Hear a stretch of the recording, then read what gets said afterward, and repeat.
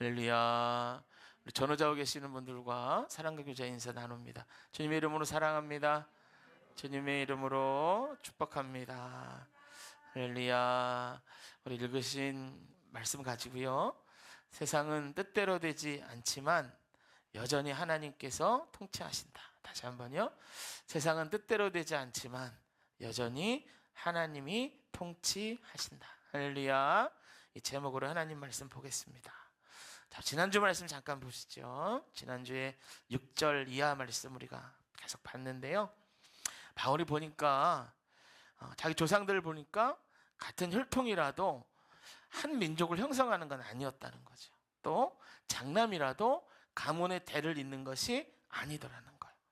그래서 이렇게 살펴보니 같은 형제 안에 약속의 자녀가 있고 육신의 자녀가 존재하더라는 거예요. 그래서 이거 나누는 기준이 도대체 뭔가? 어떻게 이 사람은 약속의 자녀가 됐고 이 사람은 육신의 자녀가 됐나 살펴보니 첫 번째는 이렇게 생각할 수 있었죠. 혈통이 다르구나. 왜냐하면 이스마엘은 사라의 종이었던 하갈을 통해서 낳았고 이삭은 그 본처였던 사라를 통해서 낳았으니 혈통이 달라서 그렇지. 그런데 10절에 보니까 이 생각이 깨지는 거죠. 배다른 형제가 아니고 같은 형제, 더군다나 쌍둥이인데도 보니까 에서와 야곱은 약속의 자녀와 육신의 자녀로 나뉘어지더라는 거예요. 그래서 혈통이 아니구나. 두 번째로 생각한 건 이거죠. 이스마엘과 에서는 뭔가 잘못한 게 있지. 그러니까 육신의 자녀가 됐지. 그런데 이것도 12절에서 보니까 보기 좋게 깨지는데 아직 에서와 야곱이 태어나기도 전에 어떤 행위를 하기도 전에 하나님은 약속의 자녀와 육신의 자녀를 구분하셨다라는 거예요. 그럼 도대체 무슨 이유로, 무슨 기준으로 이게 나누어지나 보니까 이건 다 하나님 뜻이었다는 거예요. 하나님이 결정하셨다는 거예요. 행위도 아니고 혈통도 아니고 오직 부르시는 그분으로 인하여 선택됐다는 거죠. 여러분, 이것에 대해서 우리는 불의하다라고 말할 수 없다라고 말씀드렸어요. 왜냐하면 그 은혜를 저와 여러분이 받아서 여기 있기 때문이죠. 할렐루야. 그래서 우리는 하나님의 주권을 인정하고 하나님의 앞에 어떤 사람도 포기하지 말고 끝까지 하나님의 말씀을 전해야 된다. 이 말씀을 지난 시간에 함께 드렸어요. 할렐루야. 자, 오늘 그 다음 말씀 함께 보실게요. 다 아실 거예요. 세상이 지금 많이 어지럽습니다. 12월 3일 10시 27분 윤석열 대통령이 텔레비전 연설을 하면서 계엄령을 선포했습니다. 그 후에 일어났던 일은 우리가 다 아는 바와 같아요.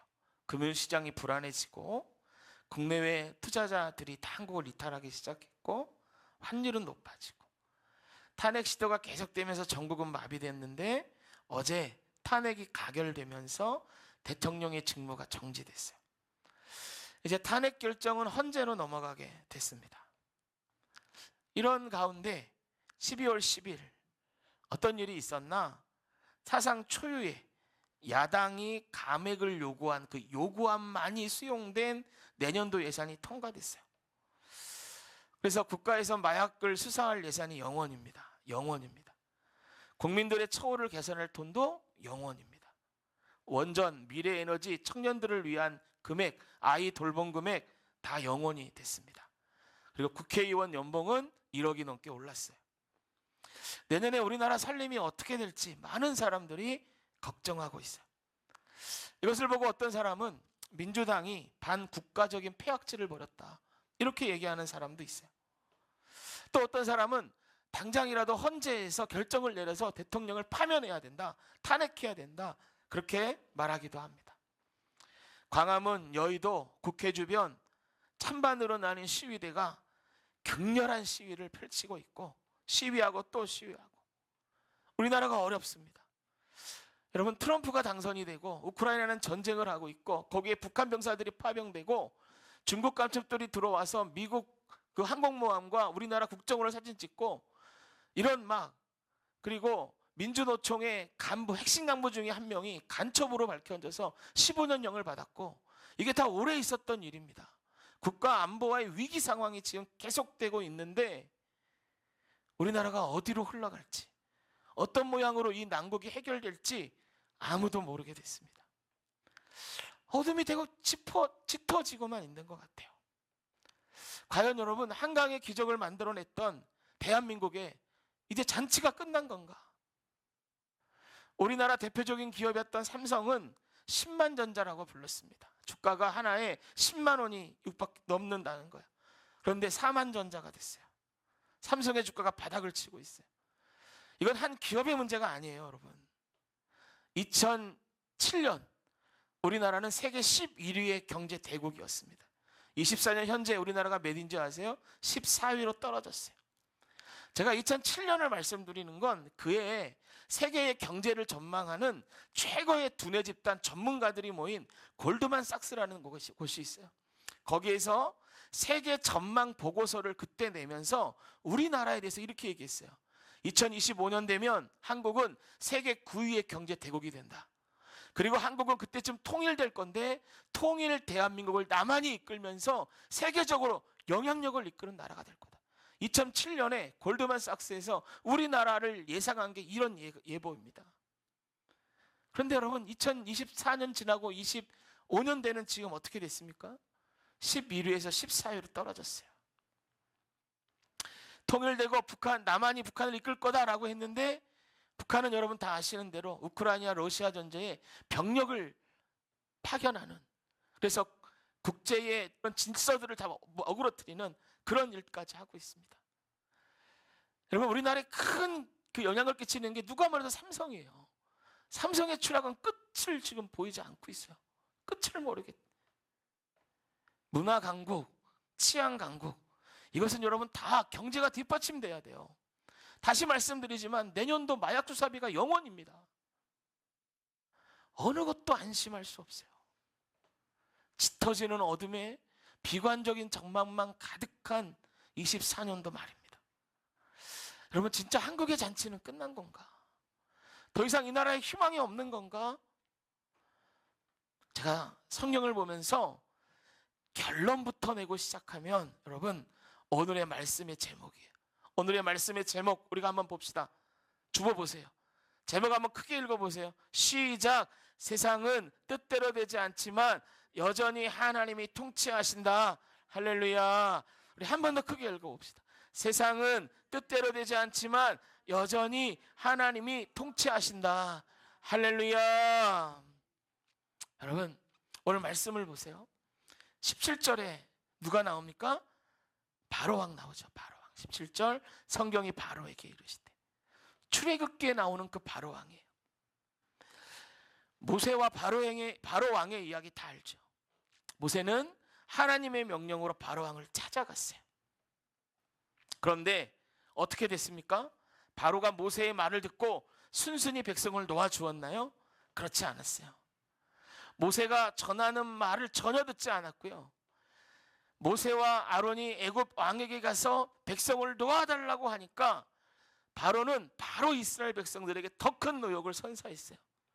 벽돌을 만들려면 지푸라기와 그 진흙을 섞어서 만들어야 되는데 지푸라기를 이제 주지 않았어요. 너희가 지푸라기 주워서 만들어, 그래 놓고 벽돌의 숫자를 줄여주는 것도 아니에요. 있는 숫자대로 다 그렇게 만들어야 돼. 더 힘들게 됐어요.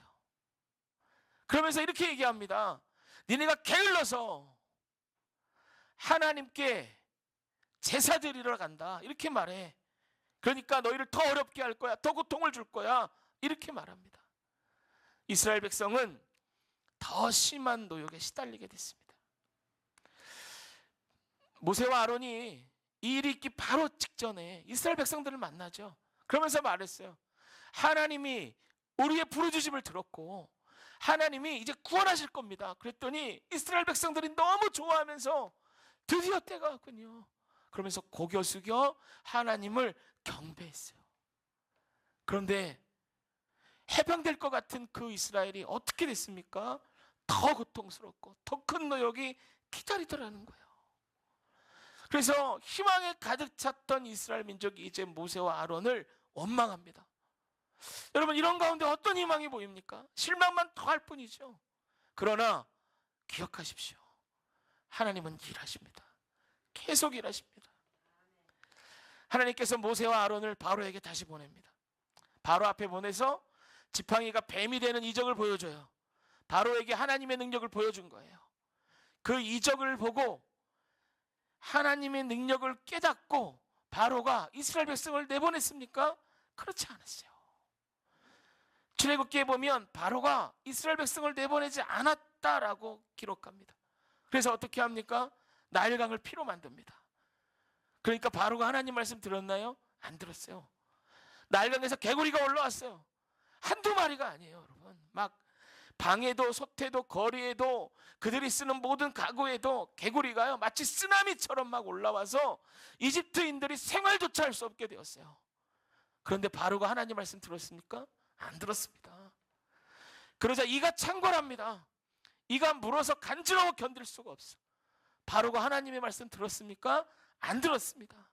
바리가 창궐하고 가축에 막 돌림병이 돌고 악성 종기가 막 사람들에게 전염병처럼 퍼지고 큰 우박이 와서 모든 농작물이 박살이 나고 메뚜기가 나타나서 그 우박에 살아남은 얼마 남지 않은 농작물을 다 갉아 먹기까지 했는데 바로는 하나님의 말씀을 듣지 않아요. 재앙이 오면 덜덜덜덜 떨다가 내가 놓아줄게 그런 후에 이제 재앙이 물러가면 마음을 싹 바꿔버리고 완악한 마음을 품고 이스라엘 백성들을 계속 보내주지 않아요. 이게 계속 반복돼요.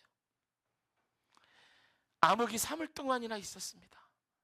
암흑이요 손으로 더듬을 만한 암흑이래요.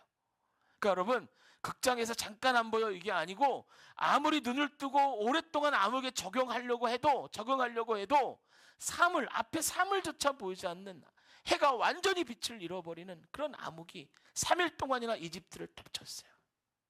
근데 놀라운 건 뭔 줄 아십니까? 이스라엘 사람들이 살고 있는 고센 땅에만 빛이 비추는 거예요. 여러분 아무리 어두운 암흑에도 조그만 빛이 있는 곳은 다 눈으로 보여주기 마련입니다. 산 위에 있는 동네의 불빛을 그 어떤 것도 가리지 못하는 거예요. 그러니까 암흑이 왔을 때 모든 이집트 사람들은 알았어요. 하나님이 유대인들을 보호하고 계시구나. 하나님이 살아있구나.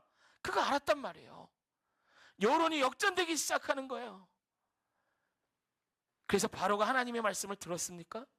듣지 않았어요. 여전히 재앙이 오면 두려움에 떨면서 내가 너희들 놓아줄게 하다가 보내지 않았어요. 그러면 생각해 보세요. 9번의 재앙이 오는 동안 이스라엘 백성은 어떻게 됐나? 그들의 마음은 어땠을까?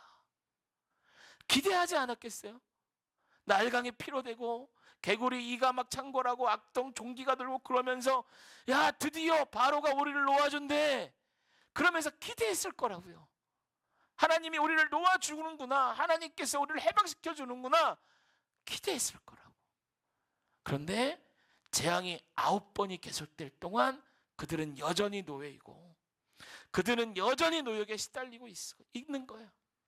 그러니까 여러분 재앙이 9번 계속됐다는 건 이스라엘 백성들이 9번 실망했다는 말과 같은 거예요. 9번이나 자기의 뜻대로 되지 않는 거예요. 자기의 환경이 자기들의 세상이 하나님이 말씀하셨고 희망이 있고 모세와 아론이라는 구원자가 자기들에게 왔고 금방 세상이 변하고 다 잘 될 것 같은데 9번이나 세상은 그들의 마음대로 뜻대로 되지 않고 실망감만 가득한 겁니다. 그러면 이럴 수 있겠죠. 해도 안 되는구나. 실망하고 패배감에 사로잡힐 수 있겠죠. 그런데요 놀랍게도 이스라엘 백성은 그러지 않은 거예요. 실망은 할 수 있어. 그러나 실망할지언정 그 실망 때문에 하나님에 대한 기대를 접지 않았어요. 패배감이 찾아올 수는 있어요. 그러나 그것들에게 둘러싸이고 무너져서 허덕이지 않았단 말이에요. 그걸 어떻게 합니까? 그 다음 스토리를 보면 아는 거예요. 여러분 9번의 재앙 끝나고 마지막 10번째 재앙이 뭐죠? 장자의 죽음이잖아요. 근데요 그동안 그 9번과 10번이 다른 게 뭐냐? 9번은 이스라엘 백성들이 뭘 준비할 게 없었어요.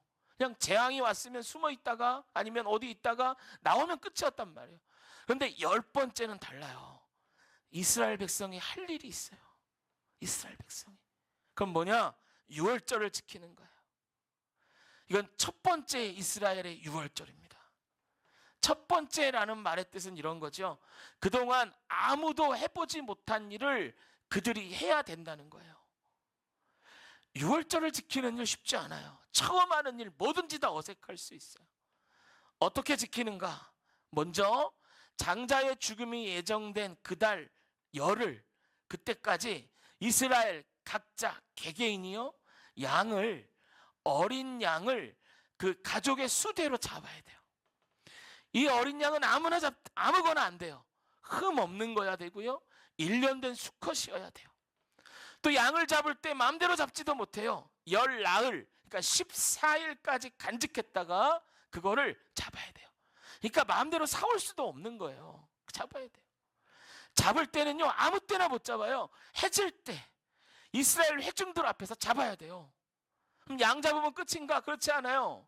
그 양의 피를, 그 양고기를 먹을 그 집에 가지고 가서 그 피를요, 문 임방과 설주, 그러니까 이 양쪽 기둥과 이 위의 기둥에다가 발라야 돼요. 이렇게 발라야 돼요. 그리고 나서 고기를 먹는 거예요. 먹는데 또 아무 때나 먹으면 안 됩니다. 밤에 먹어야 돼요. 삶아 먹으면 안 돼요. 꼭 불에 구워서 먹어야 돼요. 고기를 먹을 때 그냥 먹으면 안 되고요, 무교병이나 쓴 나물 같은 걸 같이 먹어야 돼요. 그리고 먹던 것을 아침까지 남겨둬서도 안 돼요.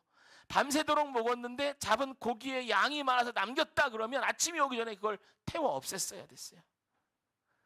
그 먹을 때는요, 집에서 먹는다고 집에서 입는 편한 옷이나 잠옷 이런 것을 먹고 먹으면 안 됩니다. 허리에 띠를 띠고요, 신발을 신고 손에는 지팡이를 짚고 먹어야 돼요. 먹을 때는 느긋하게 먹지 않아요. 곧 떠날 사람처럼 급하게 먹어야 돼요. 급하게. 이게 10번째 재앙 앞에서 이스라엘에게 하나님이 명령하신 거예요. 여러분, 10번째 재앙이 있고 장자의 죽음이 있던 그때 이스라엘 백성들이 집에서 푹 자고 느긋하게 일어나서 이집트인들의 장자가 다 죽은 것을 보고는, 야, 너네들 봤지? 그동안 우리를 무시하고 그렇게 괴롭히더니 잘됐다, 우리 이런 사람이야, 그러면서 뻐기면서 이집트 탈출한 게 아니에요. 그날 밤에, 장자의 죽음이 있던 그날 밤에 유대인들도 하나님 앞에서 전쟁을 치르고 있었어요. 이스라엘 백성의 전쟁은요, 순종으로 치르는 전쟁입니다. 할렐루야. 어떤 전쟁이요? 순종으로 치르는 전쟁이요. 그들은 이미 9번 실망했단 말이에요. 만약에 그들이 그 실망한 것 때문에 하나님에 대한 기대를 접었다면, 패배감에 사로잡혀 아무 일도 하지 않고 그냥 넘어가지 뭐, 이번에도 그렇게 될 거야 라고 했다면, 이 9가지가 넘는 하나님 명령하신 순종의 일을 그대로 하지는 못했을 거예요. 그랬다면 그랬겠죠. 대충 했을 거예요. 양을 잡아도 가작수대로 잡지 않았을 거예요. 밤에 먹으나 낮에 먹으나 똑같이 뭐 뭐가 달라 했을 거예요. 남겨두고 나중에 먹으면 어때? 이거 맛있는 건데 좀 남겨두지. 그랬을 수도 있어요. 그러나 그들은 그러지 않았어요. 이스라엘 백성은요, 완전히 모든 말씀을 하나도 빼놓지 않고 순종했어요. 여러분, 그런 것입니다. 눈앞의 일로 실망할 수 있어요. 그런데 그 실망은 믿는 자가 가진 하나님에 대한 기대까지 빼앗지는 못하는 거예요. 할렐루야. 크게 아멘 합시다. 할렐루야. 여러분, 우리 실망할 수 있어요. 그러나 그 실망이 하나님에 대한 기대를 빼앗지 못한단 말이에요. 패배감이 찾아올 수는 있어요. 그러나 그 패배감이 우리를 무너뜨리지 못하는 거예요. 여러분, 이 순종으로 이스라엘 백성 어떻게 됐습니까? 6월절 되는 축복이 그들에게 이루어졌어요. 6월절 뜻이 뭡니까? 영어로 패스오버예요. 지나갔다라는 뜻입니다. 뭐가 지나갔어요? 죽음이 지나간 거예요. 죽음이. 그 10번째 재앙 앞에서 이스라엘 백성들도 죽어야 돼요. 그런데 어린 양의 피를 바른 그거 하나 때문에 그들에게 패스오버 됐어요. 그리고 여러분, 그들이 살아났단 말이에요. 자신을 구원하실 하나님을 기대하면서 자기에게 맡겨진 일을 성실히 순종한 이스라엘 백성들, 그 절망과 죽음의 순간을 벗어나 6월절이 6월절 되는 축복이 그들 앞에 주어진 거예요. 할렐루야. 그 후에 이스라엘 백성들 어떻게 됩니까? 신실하신 하나님께서 430년 전에 그들의 조상 아브라함에게 약속하신 그 약속을 이루셨어요. 그 약속을 그들 세대에서 자신의 눈으로 보게 됐어요. 제가 창세기 15장 13절 14절 찾지 마시고 그냥 들으세요. 제가 읽을게요. 한번 들어보세요. 여호와께서 아브라함에게 이르시되 너는 반드시 알라 내 자손이 이방에서 객이 되어 그들을 섬기겠고 그들은 400년 동안 내 자손을 괴롭히느니 그들이 섬기는 나라를 내가 징벌하며 그 후에 내 자손이 큰 재물을 이끌고 나올지니라. 할렐루야. 이게 430년 전에 아브라함에게 하신 약속이라고요. 그래서요, 유대인들이 애굽에 나올 때 빈손으로 나오지 않아요. 금과 폐물과 의복과 양과 염소와 이런 것들을 다 끌고 나와요. 쫓기듯이 나온 게 아니라 전쟁에 승리한 자들처럼 전리품을 들고 나왔단 말이에요. 할렐루야. 당당하게 나온 거예요. 여러분, 이게 우리가 다 아는 순종으로 하나님을 끝까지 기대했던 모세와 이스라엘 백성들의 이야기예요. 그러면 우리가 이거 생각해야 돼요. 우리도 이 이야기 속에 이스라엘 백성들처럼 이 암울한 대한민국의 현실, 내 앞에 펼쳐진 상황, 이런 속에서도 어떻게 하면 끝까지 하나님에 대한 기대를 저버리지 않고 하나님께 순종하며 나갈 수 있는가? 어떻게 그럴 수 있는가? 여러분, 이제부터 제가 그거 말씀드릴게요.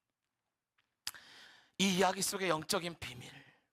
여러분, 바울은요 로마서에서 모세의 이야기를 기록하면서 이 출애굽기의 모세의 이야기를 정독해야만 알 수 있는 이야기를 한 가지 더 해요. 여러분, 성경을 제대로 읽지 않고 띄엄띄엄 읽거나 영화나 각색된 그 무엇으로 모세의 이야기를 보면 절대로 알 수 없는 이야기를 한 가지 더 바울은 얘기하고 있어요. 그것은 뭐냐면 바로가 이스라엘 백성을 보내지 않으려고 악을 쓰고 하나님을 대적한 이유가 바로에게 힘이 있어서 그런 것이 아니라는 거예요. 잘 들으세요. 바로에게 힘이 있어서 그런 게 아니라는 거예요. 여러분, 헐리우드의 영화나 만화나 모세의 이야기를 각색한 그런 스토리를 보면 이것들을 어떻게 다루나 보면요, 거의 다 이런 거예요.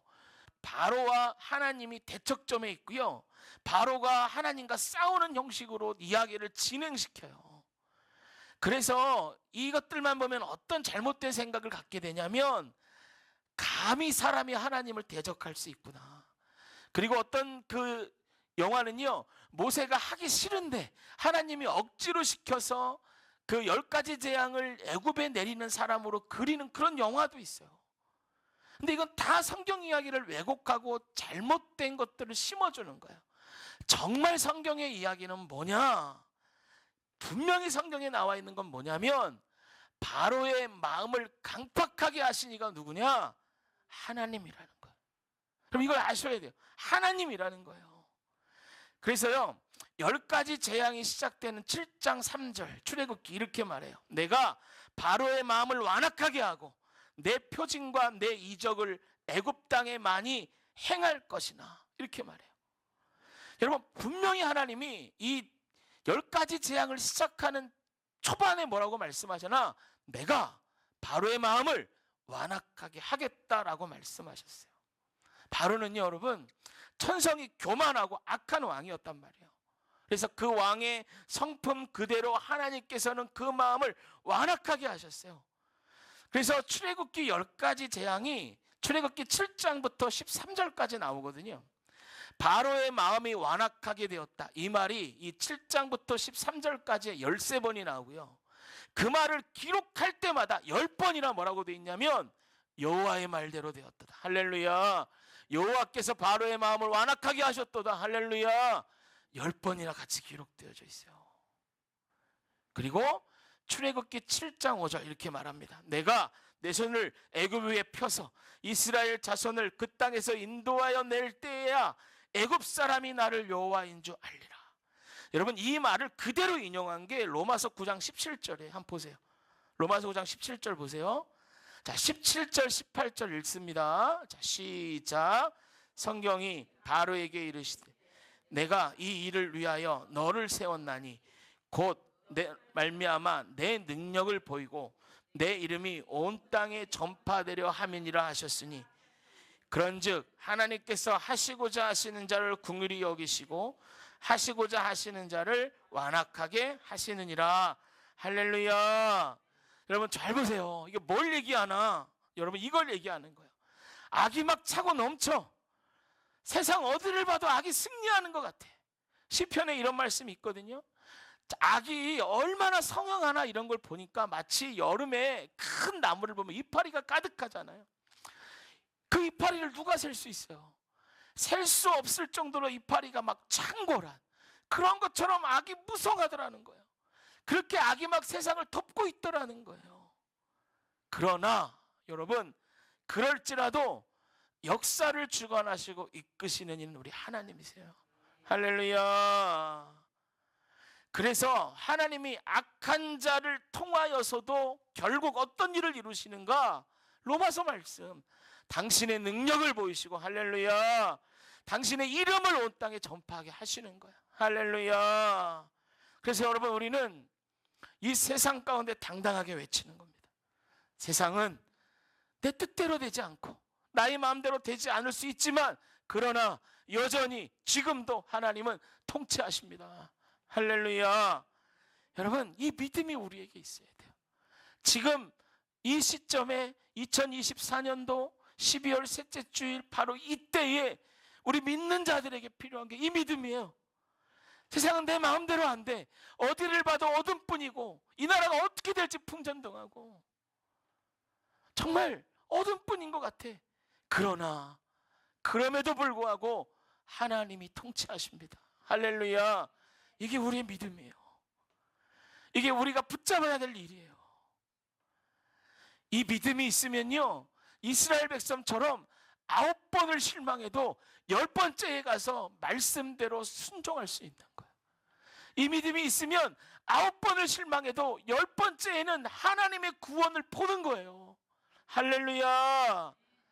여러분, 지금 이 순간 우리가 우리 영혼 가운데, 우리 주변 사람들에게, 어둠 가운데 헤매고 있는 우리의 친구들, 자녀들, 이웃들에게 분명히 그럼에도 불구하고 하나님이 통치하신다고 외쳐야 할 줄로 믿습니다. 여러분, 외치기만 하면 되나요? 그렇지 않죠. 하나님 말씀에 대충 순종하는 게 아닙니다. 이스라엘 백성들이 유월절을 지키기 위해 다 순종했잖아요. 모든 말씀에 이럴 때일수록 정신 차려 더욱더 우리가 순종해야 돼요.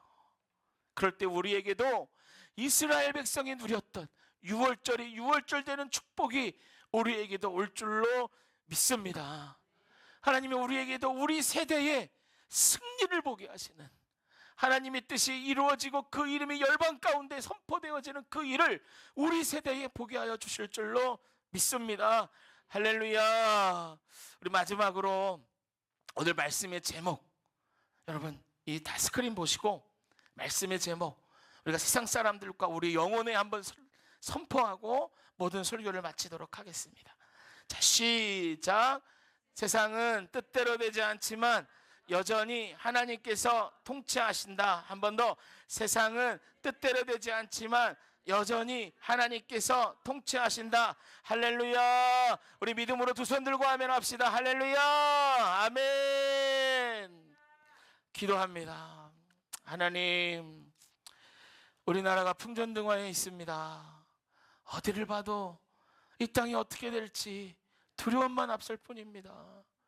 대통령이 탄핵이 되고 이제 선장을 잃은 배처럼 갈피를 모르고 움직이고 있고, 다시 이 배에 선장이 되려 하는 사람들은 우리가 볼 때에는 너무 어렵고 힘든 사람들 뿐이고, 하나님 이 상황을 어떻게 해야 합니까? 그럼에도 불구하고 우리가 믿음으로 선포합니다. 세상이 뜻대로 되지 않지만 여전히 하나님이 통치하시는 줄로 믿습니다. 우리가 이 믿음을 붙잡고 실망하지 아니하고 더욱더 순종하게 하여 주옵소서. 대충 순종하는 것이 아니라 세상에 이럴수록 더 순종하고 더 하나님께 나가고 더 기도하는 자들이 되게 하여 주옵소서. 그래서 하나님, 우리도 이스라엘 백성에게 유월절이 유월절 된 것처럼 그러한 축복이 이 땅에도 있기를 원하고 우리의 세대에 그 축복을 보기를 원하오니 하나님, 이 나라 이 땅을 불쌍히 여겨주시고 기도하는 자들의 기도를 들어 주시옵소서. 지금은